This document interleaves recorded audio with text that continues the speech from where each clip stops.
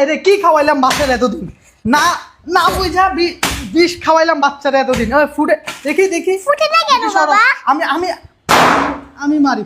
আসো, এই চিপস খেয়ে বাচ্চারা অসুস্থ হয়ে পড়ছে, বাচ্চাদের রুচি চলে যাচ্ছে। এই চিপসের ভিতরে কি এমন আছে দেখেন। কেন বললাম যে আসলে টাকা দিয়ে এতদিন বাচ্চারা বিষ খাওয়াইছি, এটা দেখেন প্রমাণ।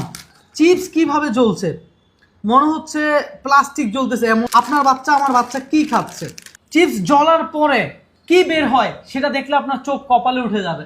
এইখানে আসো, একটু সামনে থেকে দেখাও যে চিপস একটা খাবার জিনিস, এটা কিভাবে জ্বলতে পারে।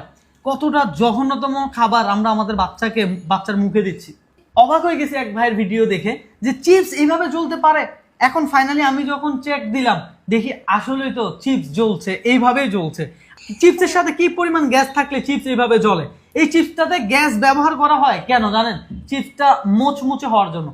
চিপসটা জাস্ট জ্বলার অপেক্ষা। আমি আপনাদেরকে দেখাবো যে আসলে কি হতে যাচ্ছে। চিপস জ্বলার পরে যে জিনিসটা আমি আপনাদেরকে দেখাতে যাচ্ছি